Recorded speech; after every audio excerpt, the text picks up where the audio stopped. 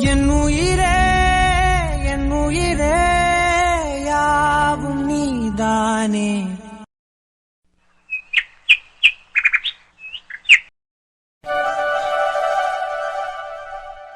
அவ்வளவுதான், ரெடியாகி முடிஞ்சாச்சு. மைனக்குட்டி, இந்த யூனிஃபார்ம்ல ரொம்ப அழகா இருக்க. மைனக்குட்டியா, யூனிஃபார்ம்ல போட்டோ எடுங்க. ஐயோ ஆமா ஆமா, நீ முதல் நாள் ஸ்கூலுக்கு போற, உன்னை யூனிஃபார்ம் போட்டு போட்டோ எடுக்கணும்னு நினைச்சுக்கிட்டே இருந்தா மறந்துட்டேன் பாரு. இரு போட்டோ எடுக்கிறேன்.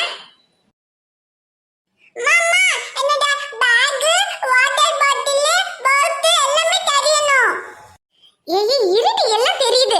நீ ஆடாம நில்ல, அப்பதான் போட்டோல கிளியரா விழும்.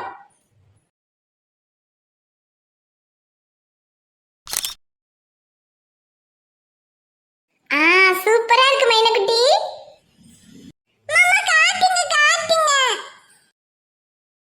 இங்க பாரு எவ்வளவு அழகா இருக்க. என்ன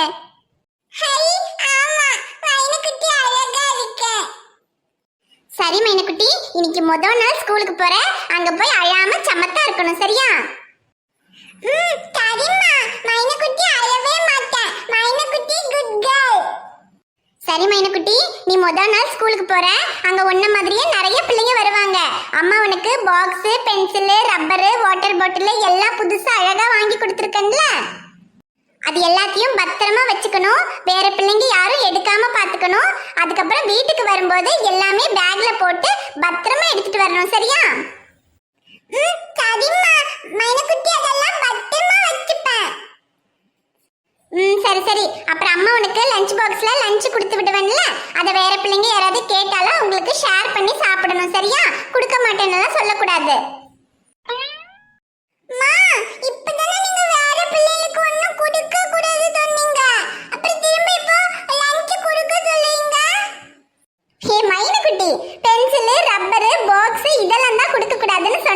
சாப்பிடும்போது சாப்பிடுற பொருள், தண்ணி இதெல்லாம் யாராவது கேட்டா கொடுக்கணும், சரியா?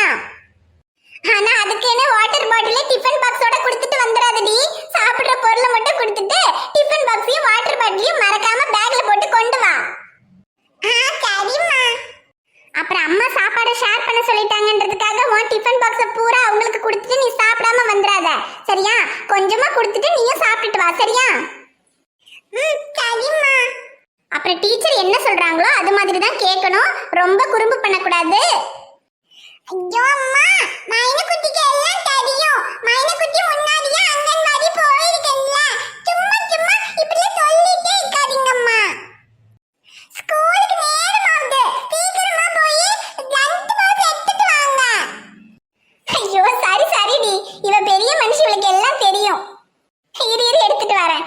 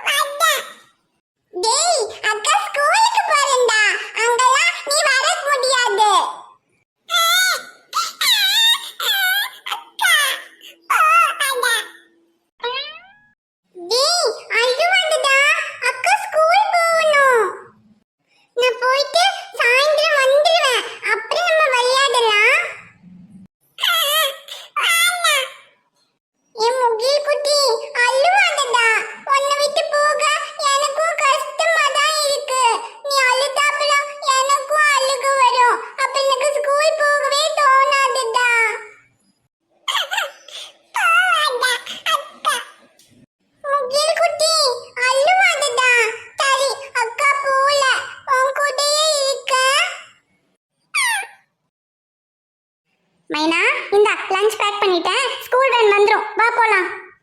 முகில் செல்லம், அக்கா கிட்ட நடந்து வந்துட்டீங்களா? சரி வாங்க, அம்மா தூக்குறேன். அக்காவை கொண்டு போய் ஸ்கூல் வேன்ல ஏத்தி விட்டுட்டு வருவோம், வா.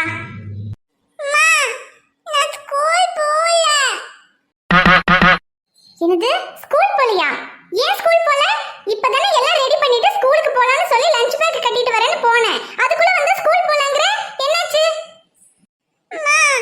முகில் குட்டி பாவம், நான் இல்லாம அழுவா. நான் போல, நான் முகில் கூட இதுக்கெல்லாம் காரணம் நீதானா? இரு உனக்கு இருக்கு. என் மைனக்குட்டி இங்க பாரு, முகில் ஒன்னும் அழமாட்டான். அதான் அம்மா இருக்கேன்ல, அம்மா பாத்துக்கிறேன். நீ ஸ்கூலுக்கு போயிட்டு சாயந்தரமா வந்து முகிலோட விளையாண்டுக்கலாம். இல்ல, நான் போக மாட்டேன். நான் முகில் குட்டியோட தான் இருப்பேன். என் மைனா அடி வாங்க போற பாரு. இவன் கூட விளையாடுறதுக்காக ஸ்கூலுக்கு போகாம இருக்க போறியா? டேய் முகி, இங்க வாடா. இங்க வா உன்ன. அவளே ஏதோ அதிசயமா ஸ்கூலுக்கு போறேன்னு அழாம ட்ரெஸ் எல்லாம் போட்டுட்டு ரெடியாகி நிக்கிறா. அவகிட்ட போய் அதை இதையும் சொல்லி அவ ஸ்கூலுக்கு போக மாட்டேன்னு அழுதுகிட்டு இருக்கா பாரு. எல்லாம் ஒன்னாலதான். அக்கா தான். அக்கா எங்கேயும் போல ஸ்கூலுக்கு தான் போறா. சாயந்தரம் வந்துருவா. வந்து உன்னோட விளையாடுவா. மைனக்குட்டி முகில் ஒன்னும் அழமாட்டான். சரியா? அம்மா பாத்துக்கிறேன். நீ முதல் நாள் ஸ்கூலுக்கு போகும்போதே அழுதுட்டு போக கூடாது. எவ்வளவு அழகா சிரிச்சுட்டு நின்னுட்டு இருந்த. அதுவும் இல்லாம இன்னைக்கு முதல் நாள் ஸ்கூல்ல வெறும் 2 மணி நேரம் தான்டா. போய் கொஞ்ச நேரம் இருந்துட்டு வந்துடலாம். அதுக்கப்புறமா முகிலோட விளையாடிக்கலாம். சரியா? சரிம்மா. சரி வா, ஸ்கூல் வேன் வந்துரும். அம்மாவும் முகிலும் வந்து உன்னை ஸ்கூல் வேன்ல ஏத்தி விடுறோம். வா. முகி குட்டி, அக்கா ஸ்கூல் போயிட்டு சீக்கிரமா வந்துடுற. நீ அழுவாத.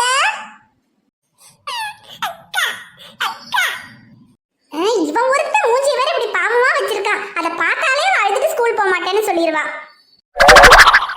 மைனா போதும் போதும் வா, வேன் வந்துரும். வா போலாம். சரிம்மா.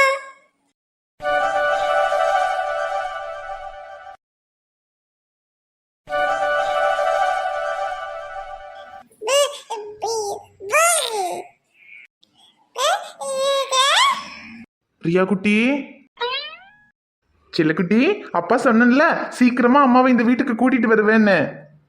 அது சீக்கிரமே நடந்துரும் தான் நினைக்கிறேன். ஏன்னா நேத்து உன் அம்மா என்கிட்ட முதல் தடவையா பேசுனாடா. ஆமா செல்லம், அம்மா அப்பா கிட்ட என்னமோ சொல்ல வந்தா. ஆனா என்ன சொல்ல வந்தான்னு தான் தெரியல. அதுக்குள்ள அந்த பண்ணாட இடையில வந்துட்டான். அவன் மட்டும் வரலன்னா ஐஷு என்கிட்ட ஏதாவது பேசியிருப்பா. இருந்தாலும் ஐஷு நம்ம கிட்ட என்ன சொல்ல வந்திருப்பா? ஒருவேளை நம்மளை பார்த்ததுக்கு அப்புறம் அவளுக்கு ஏதாவது ஞாபகம் வந்திருக்குமோ? சே, நம்மளை பத்தின ஏதாவது ஒரு விஷயம் ஞாபகம் வந்தா கூட ஐஷு இப்படியா இருப்பா? அடுத்த நிமிஷமே நம்ம கூட வந்து சேர்ந்துருவாளே. சரி, அப்ப வேற என்னதான் சொல்ல வந்திருப்பா? டேய் நண்பா, டேய் சக்தி, நீ எப்படா வந்த? நான் வந்து 27 வருஷம் ஆகுது. நான் வந்தது கூட தெரியாம அப்படி நீ என்னடா யோசிச்சுக்கிட்டு இருக்க? டேய் அது ஒண்ணும் இல்லடா, நான் வேற ஒரு யோசனையில இருந்தேன்டா, அதான் கவனிக்கல. நானும் பாத்துக்கிட்டு தான்டா இருக்கேன். ஐஷு வந்ததுக்கு அப்புறம் வேற யோசனை இல்ல, வேற உலகத்துல தானடா இருக்க. டேய் என்னடா பண்ண சொல்ற? அவங்க இந்தியாவில் இருக்க போறதே 6 மாசம் தான். இந்த 6 மாசத்துல எப்படியாவது அவளுக்கு பழசையெல்லாம் ஞாபகப்படுத்தணும்ல. அதான்டா என்ன பண்றதுன்னு யோசிச்சுக்கிட்டே இருக்கேன். டேய் நீ யோசிச்சு என்ன பண்ண? அவ ஒன்ன யோசிக்கணும்ல, அப்பதான் அவளுக்கு பழசெல்லாம் ஞாபகத்துக்கு வரும். டேய் அதுக்கு தாண்டா என்ன பண்றதுன்னே தெரியல. அவ என் கூட பேசவே மாட்டேங்கிறாடா. அவ கூட தனியா பேசுறதுக்கு சான்ஸே கிடைக்க மாட்டேங்குது. எப்ப பார்த்தாலும் இந்த ராகேஷ் அவ பின்னாலேயே சுத்திக்கிட்டு இருக்கான்டா. அப்புறம் நேத்து தான் அதிசயமா அவளுக்கு கையில அடிபட்டுருச்சுன்னு சொல்லி செல்வி அக்கா இன்ஜெக்ஷன் போட்டாங்க. அந்த நேரத்துல தான் கொஞ்சம் என் கூட பேசினா. என்னமோ என்கிட்ட சொல்ல வந்தாடா. அதுக்குள்ள கரெக்டா அந்த ராகேஷ் பண்ணாட வந்துட்டான்டா. டே சக்தி, அப்புறம் உனக்கு இன்னொரு விஷயம் தெரியுமா? நேத்து செல்வி அக்கா இன்ஜெக்ஷன் போடும்போது அவ பயத்துல என் கையை பிடிச்சாடா. அவ என் கையை பிடிச்சதும் எப்படி இருந்துச்சு தெரியுமாடா? அப்படியே கரண்ட்ல ஷாக் அடிச்ச மாதிரி வேற லெவல்ல இருந்துச்சுடா. அடேய் கரண்ட் சாக்கு உனக்கு அடிச்சு என்னடா பண்ண? அவ மண்டைக்குள்ள சாக்கு அடிக்கணும்ல, அப்பதான் அவளுக்கு பழசெல்லாம் ஞாபகத்துக்கு வரும். டேய் அதுக்கு நான் என்னடா பண்ண முடியும்? நீ தாண்டா பண்ணணும். டேய் என்னடா பண்ண சொல்ற? இங்க பாடுற மச்சான், சும்மா அவளை பார்த்துக்கிட்டும் பேசிக்கிட்டும் இருந்தா மட்டும் அவளுக்கு பழசெல்லாம் ஞாபகத்துக்கு வந்துடாது. உன்னை காதலிச்சது, உன் கூட வாழ்ந்தது, இதெல்லாம் அவளுக்கு ஞாபகத்துக்கு வரணும்னா அது ஞாபகத்துக்கு வர்ற மாதிரி ஏதாவது பண்ணணும்டா. ஞாபகத்துக்கு வர்ற மாதிரினா? ஒண்ணுமே தெரியாத மாதிரி நடிப்பான். அடேய் இங்க பாரு, அவளுக்கு எல்லாம் ஞாபகத்துக்கு வரணும்னா கொஞ்சம் ஏதாவது டச்சிங் அப்படி ஏதாவது நடக்கணும்டா. டேய் அதான் நடந்ததே. என்னது டச்சிங் நடந்ததா? எப்படா? டேய் அதானடா இப்ப சொன்னேன். இன்ஜெக்ஷன் போடும்போது பயத்துல என் கையை பிடிச்சான்னு. அப்ப அவ கை என் கை மேல டச் ஆச்சுடா. சாவடிக்கிறானே. அடேய் அதெல்லாம் ஒரு டச்சிங்காடா. பயத்துல அவன் உன் கையை பிடிக்கிறமா இல்ல பக்கத்துல உள்ள கட்டையை பிடிக்கிறமான்னு கூட தெரியாம பிடிச்சிருப்பா. இத போய் டச்சுன்னு சொல்றான் பாரு. டேய் வேற என்ன தாண்டா பண்ண சொல்ற? இங்க பாரு, ஒரு நல்ல ஐடியா கொடுக்குறேன், உருப்படியா அதை பண்ணு. யாரும் இல்லாத நேரமா பார்த்து முக்கியமா அந்த ராகேஷ்க்கு ஏதாவது ஒரு வேலையை கொடுத்து துரத்தி விட்டுட்டு ஐசு தனியா இருக்கும்போது போய் பட்டக்குன்னு அவளை கட்டி பிடிச்சிரு. டேய் என்னடா சொல்ற? கட்டி பிடிக்கவா? என்னடா அவ என் கையை பிடிச்சதுக்கே எனக்கு இதயமெல்லாம் விட்டு விட்டு துடிச்சுது, இதுல போய் கட்டி பிடிக்கலாம்னு சொல்ற? ஐயோ அதெல்லாம் எனக்கு தெரியாதுடா. யாருக்கு? உனக்கு எதுவும் தெரியாது, இத நாங்க நம்பணும். ஏண்டா அவ கழுத்துல தாலி மட்டும்தான் கட்டுன, வேற ஒன்னும் நடக்கலன்னு சொல்லி கிடைச்ச சைக்கிள் கேப்ல நீ பிளைட்டே ஓட்டி பண்ண வேலை என்னங்கிறத இதா முன்னால ஒன்னு உட்கார்ந்து இருக்கே, இத பார்க்கும் போதே இந்த உலகத்துக்கே தெரியுமாடா. உன்னோட இந்த பச்சை புள்ள நாடகத்தையெல்லாம் இந்த வீடியோ பார்த்துக்கிட்டு இருக்கவங்க வேணா நம்பலாம், ஆனா நான் நம்ப மாட்டேன்டி. ஏன்னா நீ யாருன்னு எனக்கு தெரியும், நான் யாருன்னு உனக்கு தெரியும், நம்ம 2 பேர் யாருங்கிறது இந்த ஊருக்கே தெரியும். டேய் அதுவும் இதுவும் ஒன்னாடா? இது ஹாஸ்பிட்டல்டா, ஹாஸ்பிட்டல்ல போய் எப்படிடா கட்டி பிடிக்க முடியும்? அதுக்குன்னு நான் என்ன உங்க 2 பேருக்கு ரூமா போட்டு கொடுக்க முடியும்? டேய் டேய் பின்ன என்னடா, என் வாயை கிளறாத சொல்லிட்டேன். ஐயோ சரிடா, இப்ப என்னங்கிற? ஐஷுக்கும் எனக்கும் ஏதாவது டச்சிங் நடந்தா அவளுக்கு மூளைக்குள்ள மணி அடிச்சு எல்லாமே ஞாபகத்துக்கு வருங்கிற? வரணுங்கிறேன். வர வச்சிருவாங்கிறேன். அது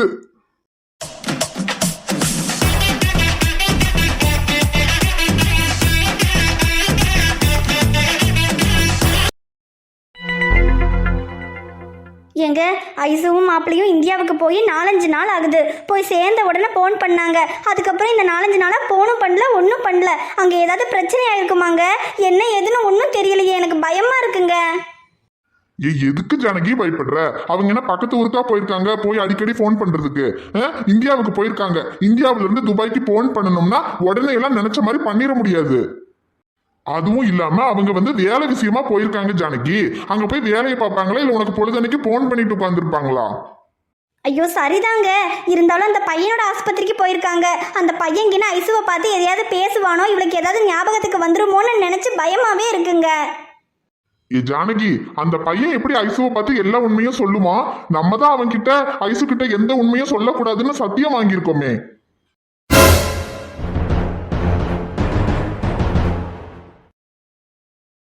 டேய் பொறுக்கி ராஸ்கல், எங்க பொண்ணு இந்த நிலைமைக்கு ஆனதுக்கு காரணமே நீதான்டா. எங்க பொண்ணோட வாழ்க்கைய சீரழிச்சிட்டு இப்ப எந்த மூஞ்சிய வச்சுக்கிட்ட எங்க பொண்ணை பார்க்க வந்திருக்க? அதானே, அதான் உனக்கும் எங்க பொண்ணுக்கும் எந்த ஒட்டும் இல்ல உறவும் இல்லன்னு சொல்லிட்டோம்ல, அப்புறம் என்னடா?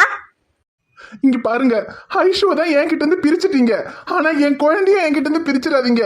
என் குழந்தையவாவது என்கிட்ட கொடுத்துருங்க. என்னது, குழந்தைய கொடுக்கணுமா? எதுக்கு? நாளைக்கு இந்த குழந்தைய வச்சு பிளாக்மெயில் பண்ணி ஐசுவை திரும்ப எங்க கிட்ட இருந்து உன் கூட கூட்டிட்டு போயிடலான்னு தானே? இங்க பாருடா, இந்த குழந்தைய கொன்னாலும் கொல்லுவோமே தவிர உன்கிட்ட மட்டும் கொடுக்க மாட்டோம். வேண்டாம், பொறுமையாரு. இப்ப கோவப்பட்டோம்னா அப்புறம் நம்ம கிட்ட குழந்தைய கொடுக்காம எங்கேயாவது கொண்டு போயிருவாங்க. அதுக்கப்புறம் அந்த குழந்தை எங்க இருக்கு என்னன்னு எதுவுமே நமக்கு தெரியாம போயிடும். கொஞ்சம் பொறுமையாரு. உங்க காலில் வேணா விழுறேன், அது ஏன் குழந்தை, அந்த குழந்தைய மட்டும் என்கிட்ட கொடுத்துருங்க. ஐஷு தான் எனக்கு இல்லைன்னு ஆயிட்டா, அந்த குழந்தையாவது என் கூட இருக்கட்டும். தயவு செஞ்சு குழந்தைய மட்டும் என்கிட்ட கொடுத்துருங்க. நிச்சயமா நாளைக்கு இந்த குழந்தைய காரணமா வச்சு ஐஷுவை நான் பிளாக்மெயில் பண்ணுவேன்னு மட்டும் நினைக்காதீங்க. நான் ஒரு நாளும் அப்படி செய்ய மாட்டேன். எனக்கு என் குழந்தை மட்டும் இருந்தா போதும். டேய், எங்க பொண்ணை ஏமாத்தி இந்த நிலைமைக்கு ஆக்கியிருக்க. இப்ப நீ சொல்றத மட்டும் நாங்க எப்படிடா நம்புறது? ஐயோ நீங்க நம்பணும்னா நான் என்ன பண்ணணும்னு சொல்லுங்க, நான் பண்றேன். ஆனா என் குழந்தைய மட்டும் என்கிட்ட கொடுத்துருங்க ப்ளீஸ். சரி, உன் குழந்தைய உன்கிட்ட தரோம். ஆனா ஐஷுவுக்கு இப்ப எல்லாமே மறந்து போச்சு. நீயே நேர்ல வந்து நின்னாலும் அவளுக்கு அடையாளம் தெரிய போறதில்ல. இதுக்கப்புறம் ஐஷுவும் உன் கண்ணுல பட போறதில்ல. ஆனா ஒருவேளை நாளைக்கு ஐஷுவே உன் கண்ணு முன்னால வந்தாலும் உனக்கும் அவளுக்கும் கல்யாணம் ஆனதோ, நீங்க 2 பேரும் சேர்ந்து வாழ்ந்ததோ, உங்களுக்கு ஒரு குழந்தை பிறந்ததோ நடந்த எந்த உண்மையும் நீ உன் வாயால ஐஷு கிட்ட சொல்ல மாட்டேன்னு இந்த குழந்தை மேல சத்தியம் பண்ணு.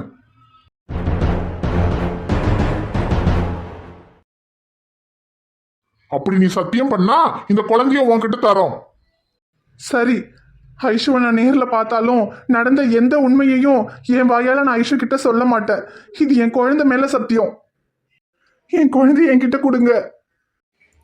இந்தா. அலைக்கடலின் நடுவே அலைந்திடவா தனியே படகெனவே உனையே பார்த்தேன் கண்ணே. புதை மணலில் விழுந்தே புதைந்திடவே இருந்தேன் குறுநகையை எரிந்தே மீட்டா என்னை. ஹாய் ஃப்ரெண்ட்ஸ், எல்லாரும் எப்படி இருக்கீங்க? நிச்சயமா நலமா இருப்பீங்கன்னு நம்புறோம். இந்த வீடியோ பிடிச்சிருந்தா மறக்காம வீடியோவுக்கு ஒரு லைக் போடுங்க. வீடியோவை உங்க ஃப்ரெண்ட்ஸுக்கும் ஃபேமிலிக்கும் ஷேர் பண்ணுங்க. வீடியோவை பற்றின கருத்து எதுவாக இருந்தாலும் மறக்காமல் கமெண்ட்டில் சொல்லுங்கள். சேனலை இன்னும் நீங்கள் சப்ஸ்கிரைப் பண்ணாமல் பார்த்துக்கிட்டு இருந்தீங்கன்னா மறக்காமல் சப்ஸ்கிரைப் பண்ணிட்டு பாருங்கள்.